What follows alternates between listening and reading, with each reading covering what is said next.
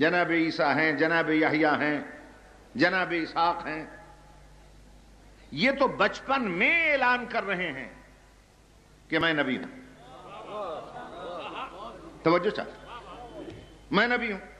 انی عبداللہ آتانی الکتاب وجعلنی نبیہ، میں اللہ کا بندہ ہوں، کتاب لایا ہوں، اس نے مجھے نبی بنا کے بھیجا. یہ حضرت عیسیٰ فرما رہے ہیں نا. جناب یحییٰ، یا یحییٰ خذ الکتاب بقوۃ وآتیناہ الحکم صبیہ، یحییٰ کتاب کو مضبوط پکڑو، بچپن ہی سے نبوت و کتاب و حکمت دے دی میں نے تمہیں. حضرت اسحاق ابھی دنیا میں آئے بھی نہیں، اللہ نے نبوت و رسالت کا اعلان کر دیا. فبشرناہ بغلام علیم.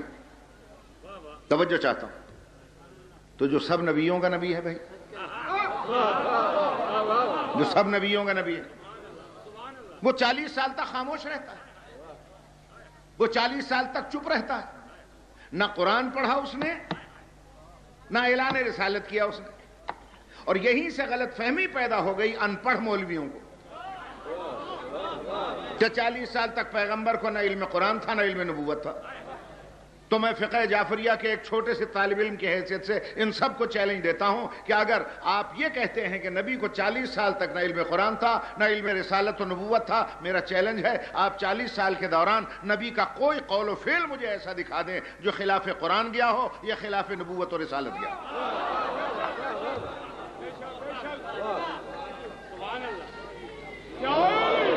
کوئی قول و فعل مجھے ایسا دکھا دیں پیغمبر کا جو خلاف نبوت گیا ہو یا خلاف قرآن گیا ہو. اور جب نہیں گیا تو نبی نے اعلان بھی نہیں کیا اپنے مسلک اور مذہب کا. ٹھیک ہے، کہیں کیا ہے تو بتائیں. اب میں پوچھتا ہوں آپ سے کہ اس 40 سال کی خاموشی میں نبی کا مذہب کیا ہے؟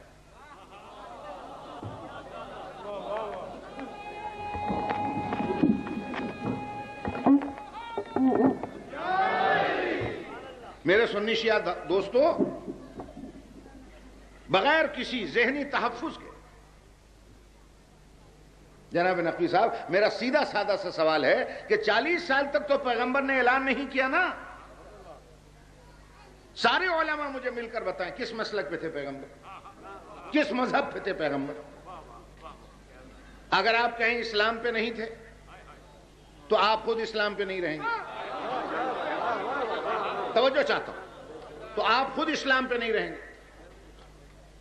اور اگر آپ کہیں کہ وہ تھے تو مجھے ان کا کوئی اعلان بتائیں، کوئی فرمان بتائیں.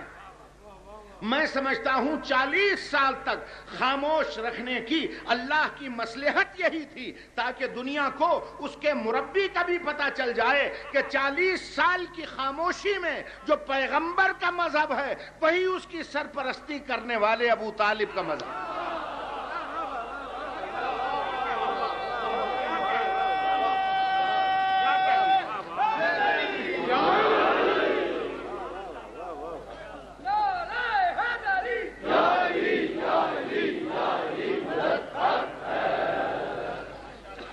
توجہ ہے دوست. اب یہ بحث بہت پرانی ہو گئی. میں یہ سمجھتا ہوں کہ اب تو یہ سوال بھی نہیں ہونا چاہیے کہ ابو طالب کا مذہب کیا تھا، مومن تھے کہ نہیں تھے. توجہ ہے یہ نہیں؟ صاحب مسلمان تھے کہ نہیں تھے؟ ارے میرا محدود مطالعہ یہ بتاتا ہے کہ جسے ابو طالب کے ایمان میں شک ہے مجھے اس کے پورے خاندان کے ایمان میں شک ہے.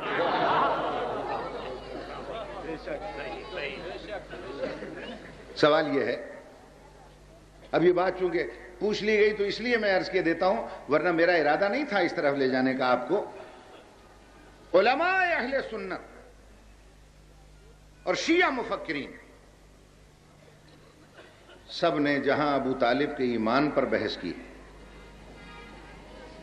تو وہاں مولانا حفظ الرحمان تک نے یہ لکھ دیا کہ ابو طالب کا کوئی قصور نہیں ہے. نہ کسی کا اس نے مال لوٹا، نہ کسی کا دل دکھایا، نہ کسی کو ستایا. اگر کوئی جرم ہے تلاش کرنے میں مخالف کو ملا تو صرف ہے کہ وہ علی کا باپ کیوں.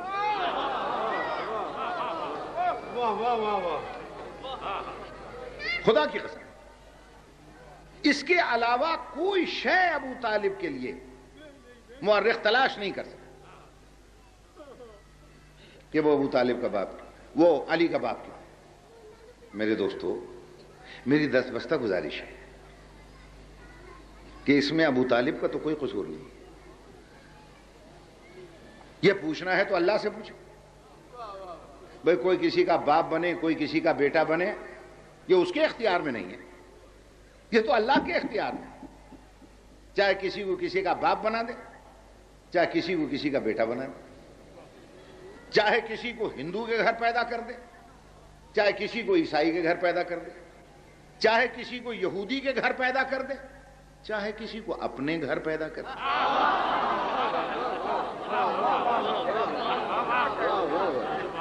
اس میں نہ ابو طالب کچھ کر سکتے ہیں، نہ اس میں میرا مولا علی کچھ کر سکتے ہیں. اور میں یہ کہتا ہوں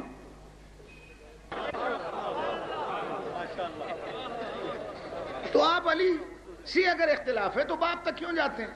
لیکن علی سے بحث نہ کرنا اور اس کے باپ تک جانا اس امر کی دلیل ہے کہ اگر علی میں کوئی نقص مل جاتا،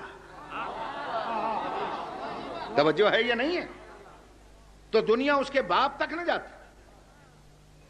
بحث کرنی ہے تو علی کے بارے میں کریں، کافر تھا کہ مسلمان. بحث کرنی ہے تو علی کے بارے میں کریں، کنجوس تھے کہ سخی. بحث کرنی ہے تو علی کے بارے میں کریں. عالم تھے کہ جاہل، ارے بحث کرنی ہے تو علی کے بارے میں کرو کہ ساری زندگی ایک سورت یاد نہ کر سکا یا ایک رکعت سے دوسری رکعت میں پورا قرآن ختم کیا.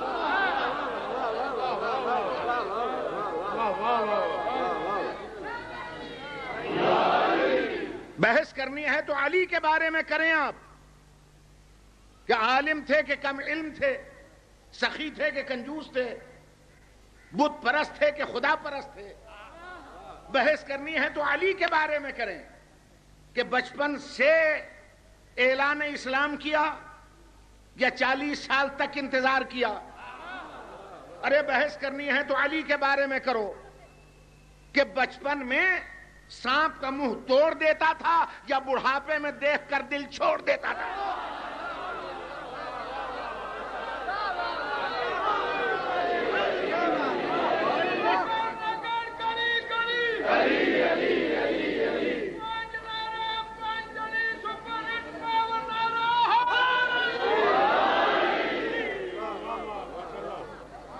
میری دستبستہ گزارش یہ ہے کہ نہ کسی کے باپ تک جائیے نہ ہم جاتے ہیں.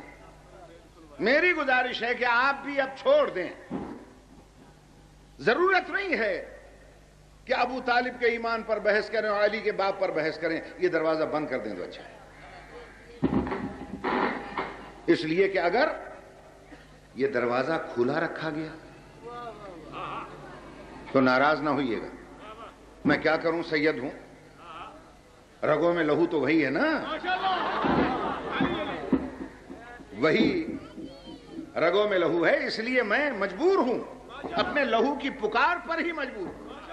میں گزارش یہ کروں گا کہ یہ دروازہ بحث کا ابو طالب پر بند کر دیں علماء تو اچھا ہے، اور اگر علی کے باپ پر بحث کا دروازہ کھلا رکھا گیا تو پھر معاف کیجئے گا، بحث علی کے باپ پر نہیں رکے گی. پھر ہر ایک کے باپ کے لیے بحث کا دروازہ کھلتا چلا جائے گا. اس کا باپ کیا تھا، اس کا باپ کیا تھا، اس کا باپ کیا تھا، اس کا باپ کیا تھا، اس کا باپ کیا تھا. علی تو اس اعتبار سے خوش نصیب ہے کہ علی کا ابو طالب کی شکل میں باپ تو ہے.